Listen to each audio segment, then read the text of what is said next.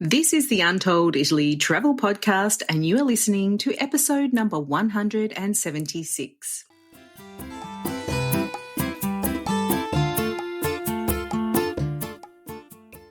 Ciao a tutti and benvenuti to Untold Italy, the travel podcast where you go to the towns and villages, mountains and lakes, hills and coastlines of Bella Italia. Each week, your host, Katie Clark, takes you on a journey in search of magical landscapes, history, culture, wine, gelato, and of course, a whole lot of pasta. If you're dreaming of Italy and planning future adventures there, you've come to the right place.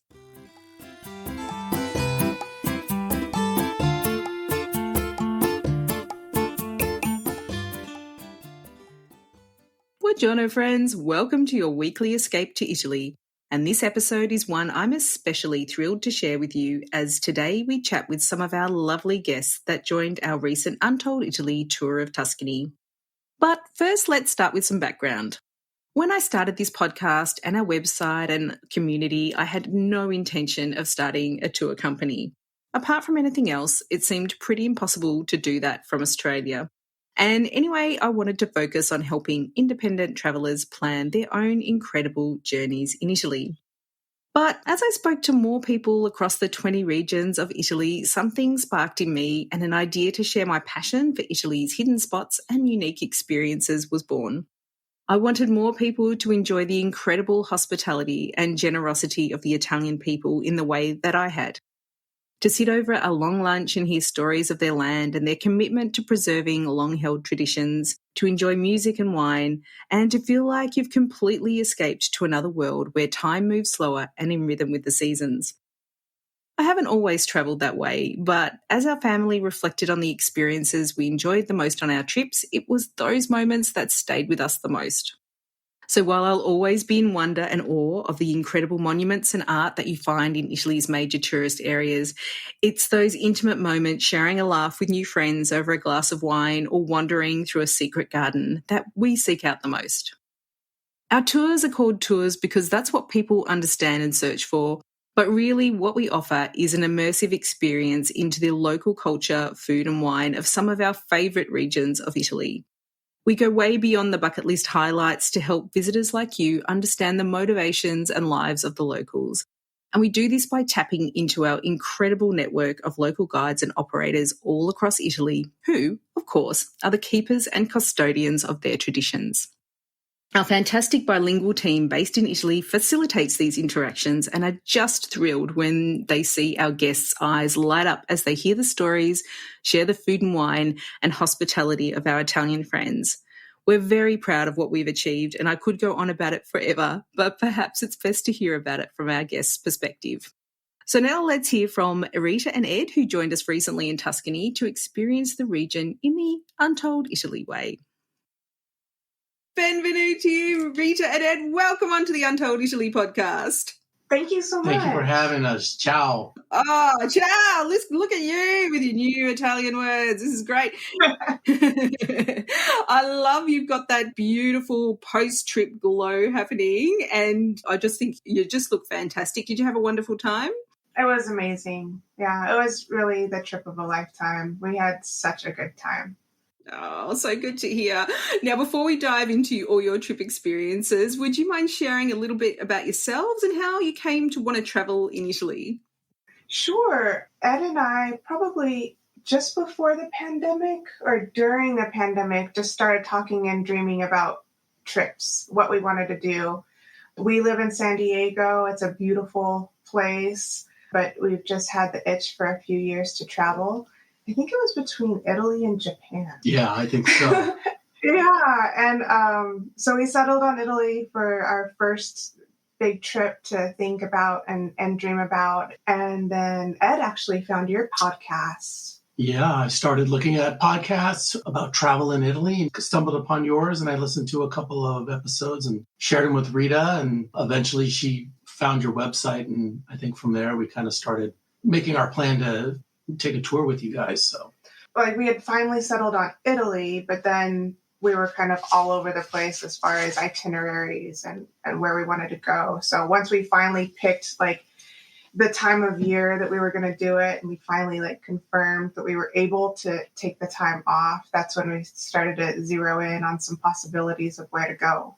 So it was your first trip to Italy. And so I'm really curious. You just built it in a different way that most people do. So most people, when it's their first trip to Italy, they'll probably tackle Rome, Florence and Venice, and maybe the Amalfi Coast and dip a little into Tuscany. But what were you really looking for in a travel experience? So we knew we wanted to experience the classics and introduce ourselves to those three, Rome, Florence, and Venice, which we did.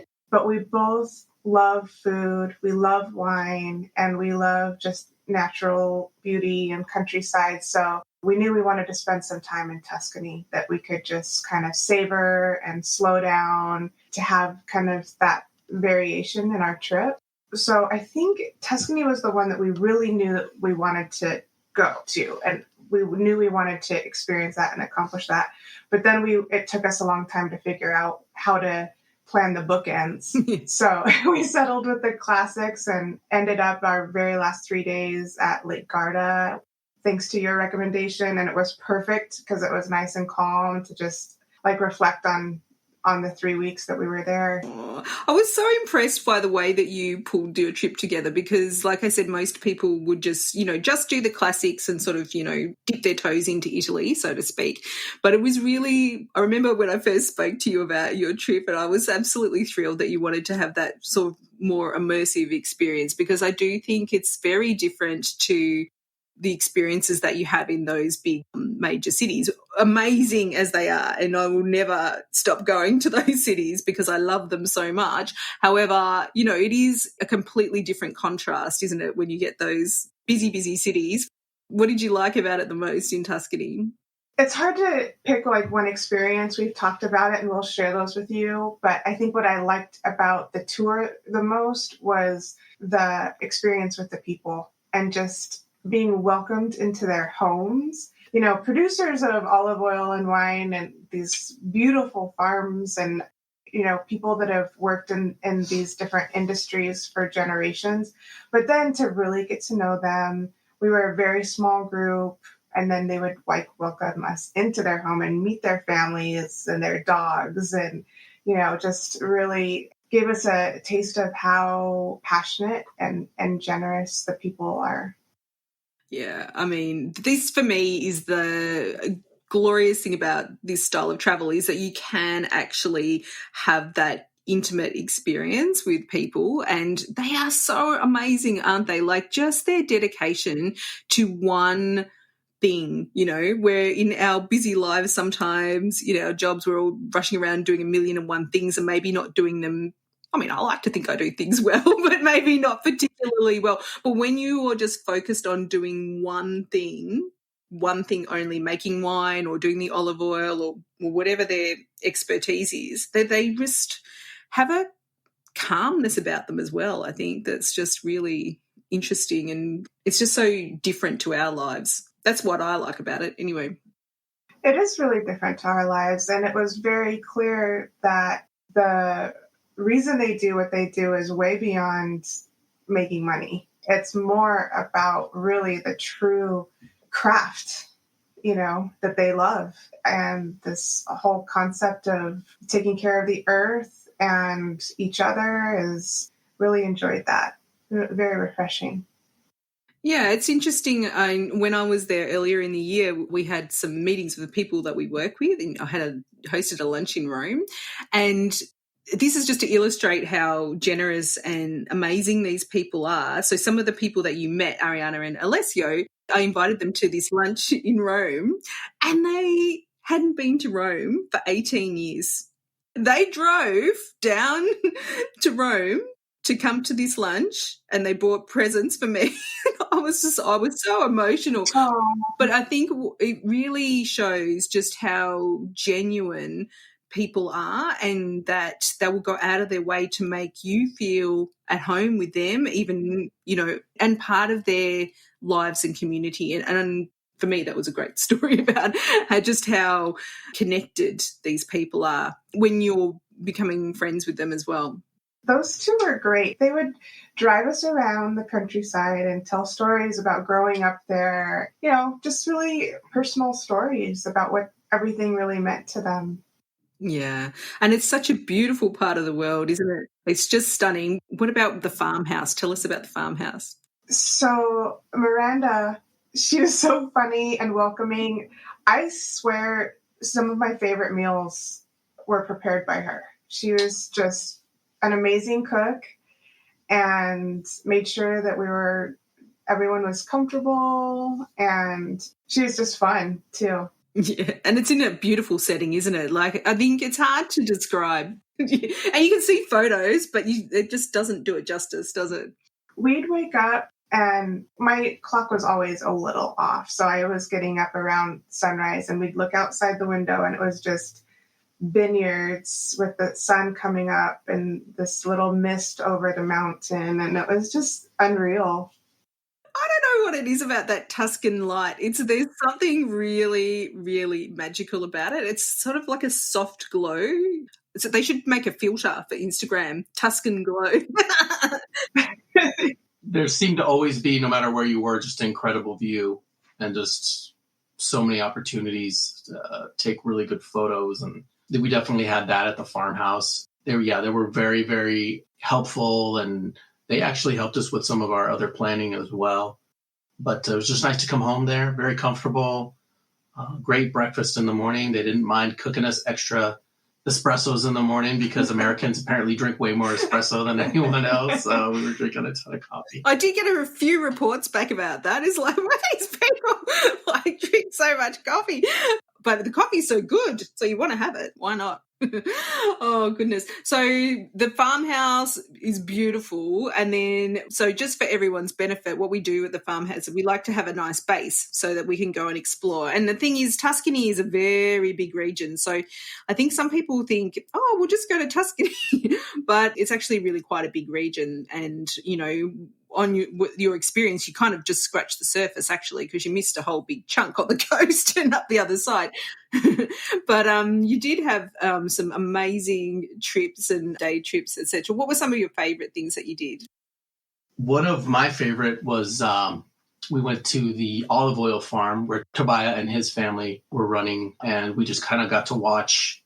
And he had introduced us to how he makes wine and then his sort of approach to making wine and how he takes that same approach to making his olive oil and how cleanly and just natural it's made. And that was very, very interesting. And then he invited us into his home where his parents were and his kids were, and they fed us an incredible meal. And I feel like that in and of itself kind of symbolizes very much what this trip was sitting at someone's table. It's such an intimate thing to be invited into someone's home and to spend time with them there. So, and we just did that almost basically every single day that we're on the tour. So that one really struck home to me just because they had two sons and they were really friendly and got along with everyone. And it was just beautiful. And going to a friend's house. Yeah. And it was just so beautiful. And then Tobias kind of broke down the different ways to process olive oil and how larger producers would go about it, but why his slower and more laborious method is better. He chooses the way to process olive oil because it's better and it takes longer and you're not going to make as much money, but that the quality is going to be exceptional. Yeah, isn't it amazing that just a staple for them, that's just so much passion goes into that one thing just to make it just right, just the way they want it. I just love that passion and that, and the fact that he was able to share that with you. And also, did you taste the olive oil? Oh, it was so good. Yeah. That's the other thing after seeing, because we also visited winemakers and you taste the olive oil that they produce, taste the wine. My favorite was probably the iris farm. It was just so magical. And then she has these products that are all natural and, took us to where she cultivates honey from the bees and olives from the olive trees. And then again, shared a spread, food that she cooked herself and showed us her basket weaving techniques and just very, very intimate and sweet. Yeah, I haven't actually been to that iris farm yet because it's only flowering actually in certain times of the year, obviously in spring, which is why you were there. But Olivia, who's, there with you from Untold Italy, she was like, oh my gosh, Katie, this is the most beautiful place I've ever been to.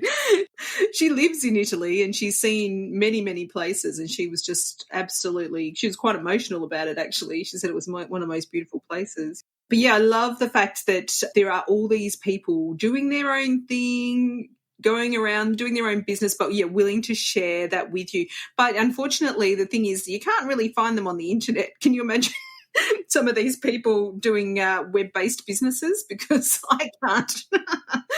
Well, that's what makes it so special. There's no way that Ed and I could have put together a trip to meet all of those families and experience. There's just no way that we'd have these encounters that we knew that we'd be doing some of these activities, but we really had no idea how very personal it was going to be. Oh, I'm so happy to hear that. I mean, for me, when we created these tours, it's not about, taking people just to certain places. It's about helping you have a connection with those places, and most importantly, the people who are there that make those places very special. Because I feel like in travel sometimes where people are doing kind of like a checklist of places that they want to go, but sometimes I think it'd be really great just to sit back and think, why do I want to go and how do I want to experience these things that will make it, very special for me, that I'm going to remember it for a long time. You do remember the Colosseum and you go, wow, that's a huge, building and all of that. But for me, like similarly, just an experience I had in Tuscany in the summer was visiting the goat's cheese farm, and there was all these little baby goats everywhere. And Ariana knows I love baby goats, and she took me there on purpose.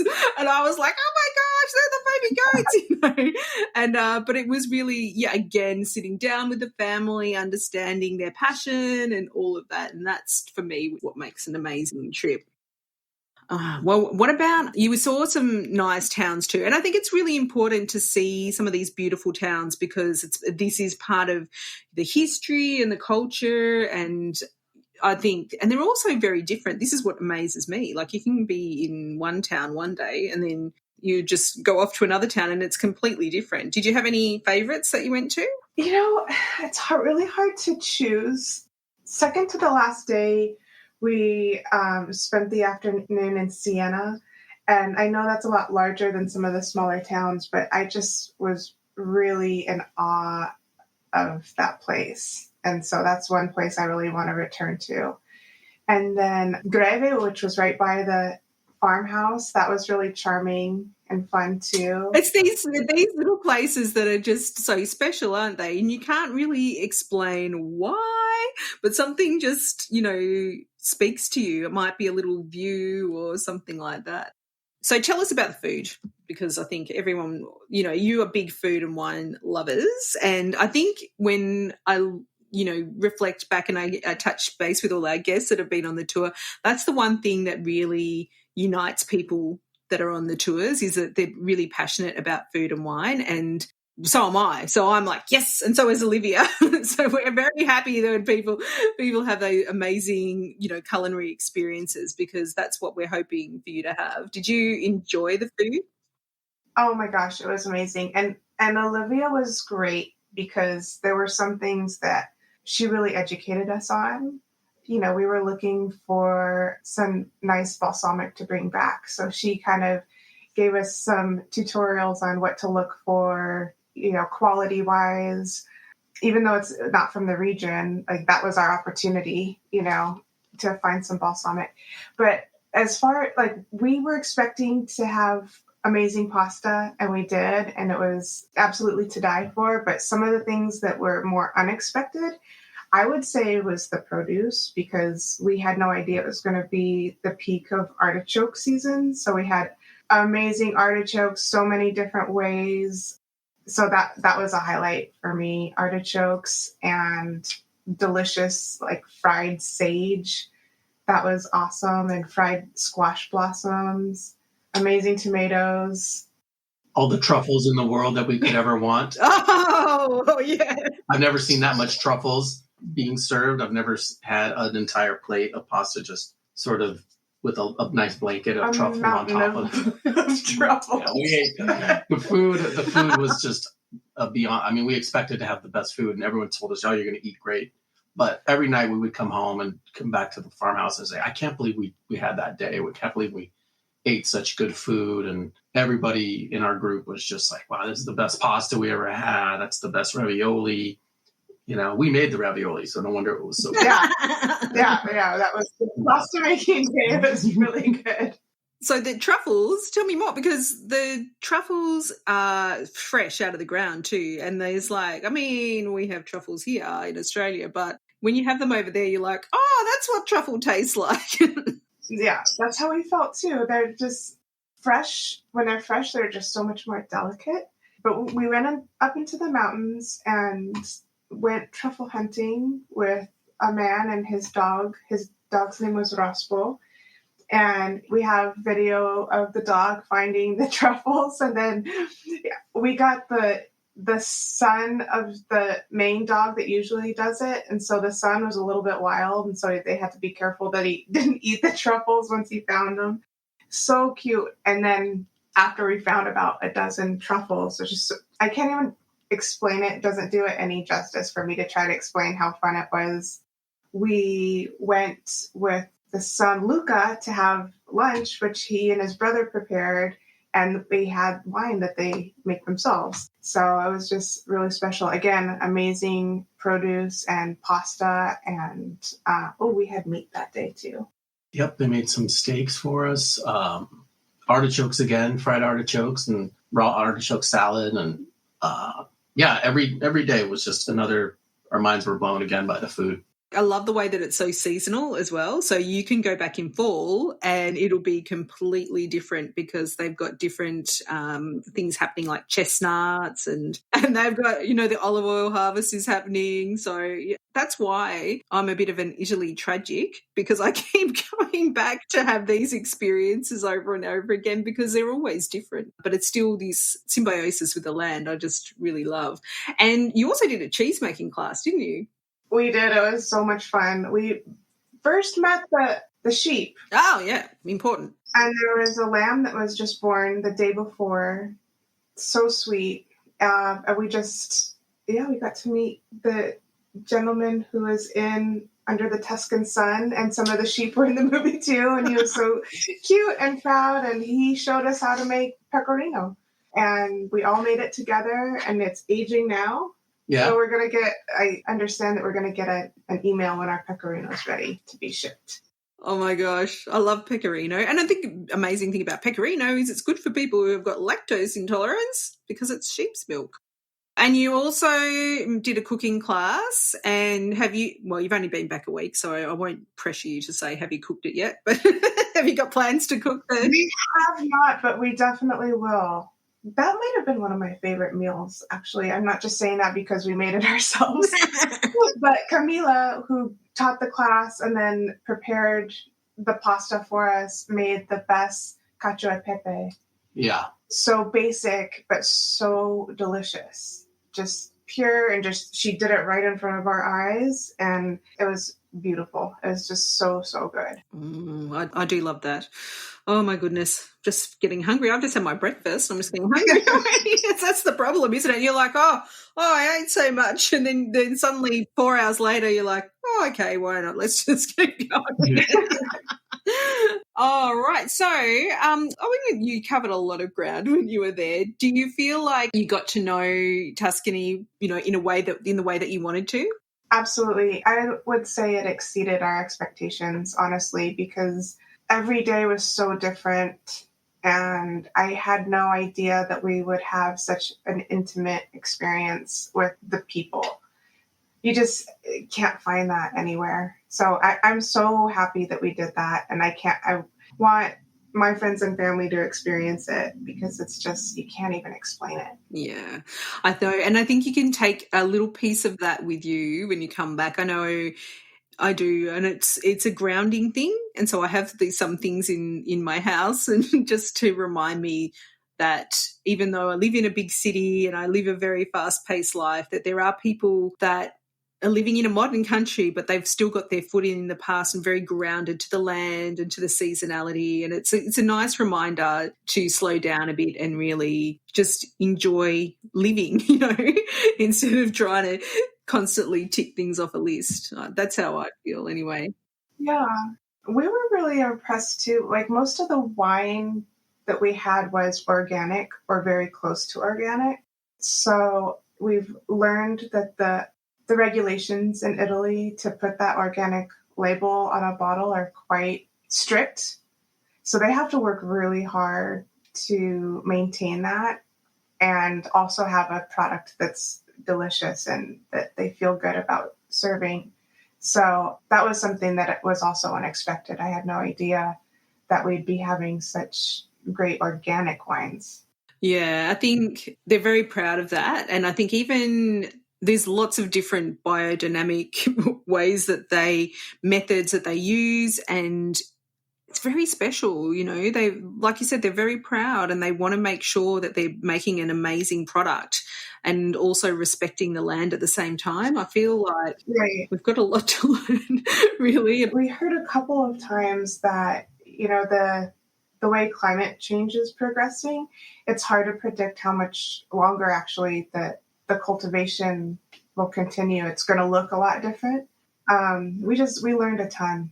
It was great. And we felt good. We drank a ton of wine and every day felt great. I know. Well, I don't use as many sulfites in the wine as what we do in when they call the new age wine or new country wine. So from the United States and Australia and South Africa use a lot more chemicals and sulfates in the wine to preserve it. So I love that history of it, though, that they've been doing this for centuries, and they know what they're doing, because it's been passed down. I think that really comes through in the quality of everything that they make. It just tastes cleaner. It tastes fresher. I think it has a lot to do with the fact that they're not traveling long distances as well, from where they pick it to where they process it, to where they bottle it, to where they sort of age it. And I think by the time we get, even though we're in California and we're in Southern California, wines that we like that are in Northern California take up so long, and this the process of traveling down here, they probably have to add some sort of additives to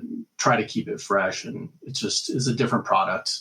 Like Rita said, like anytime we drink every night, we drink a ton of wine every night, and no hangovers for the most part. Just a ton of coffee. A ton of coffee helps them. We weren't hungover, but we were really bright-eyed and bushy-tailed the entire time. We needed that extra espresso. Oh, I love it. So can you just sort of explain the contrast between the other stops that you did in Italy?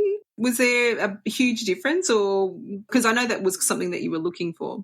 So we had 3 weeks. The first week was Rome and Florence, and we had an amazing time, but it was all on us to prepare the itinerary and make decisions. And so with 3 nights each in those massive cities, it's really hard to make decisions on how you want to spend your time.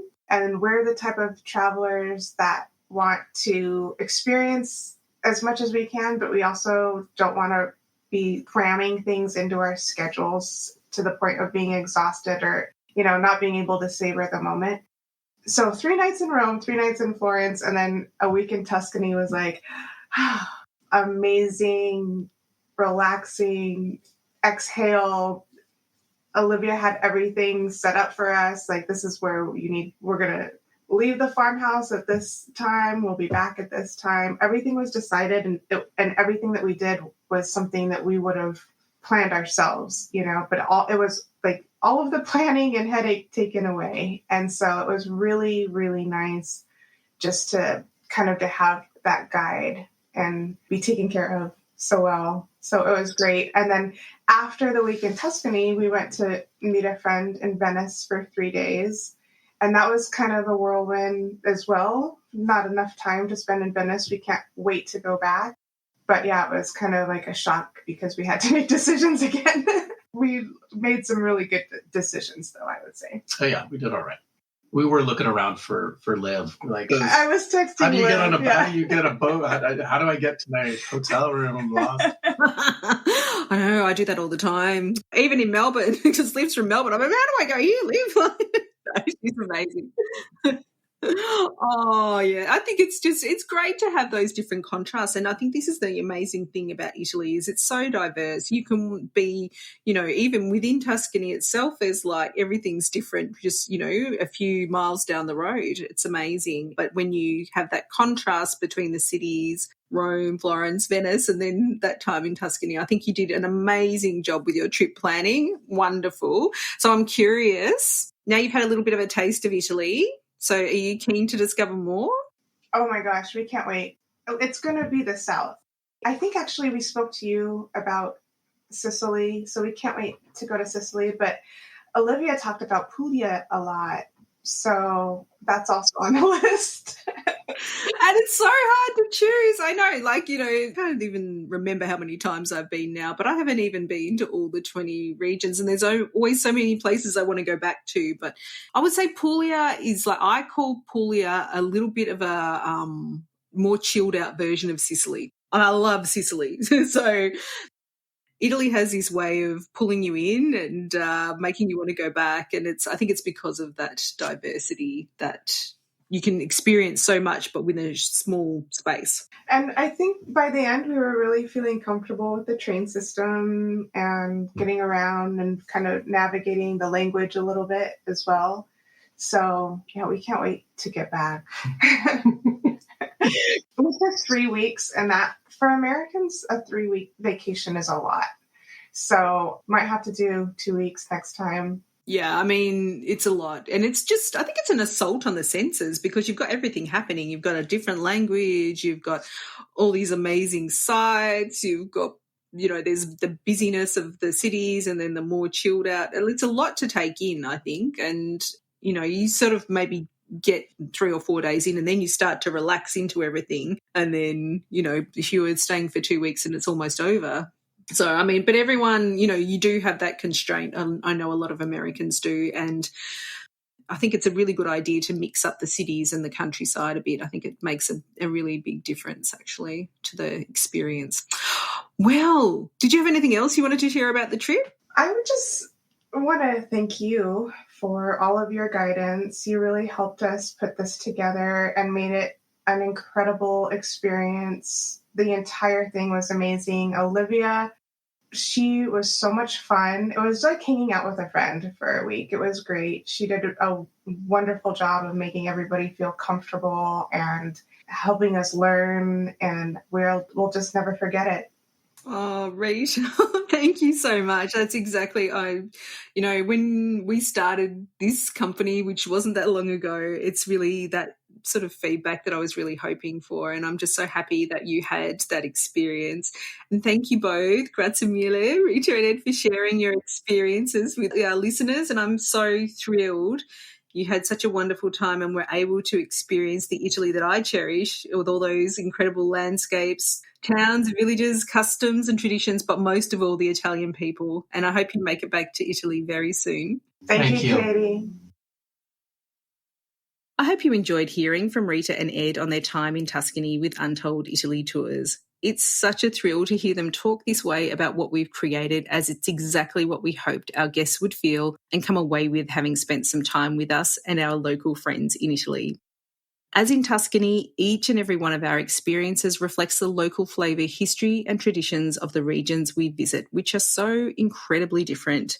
Just next door to Tuscany in Emilia-Romagna and Liguria, you'll have a different experience altogether exploring their local traditions, while the contrasts with Sicily and Puglia are on a whole nother level, which you might have guessed is why I keep returning to Italy again and again.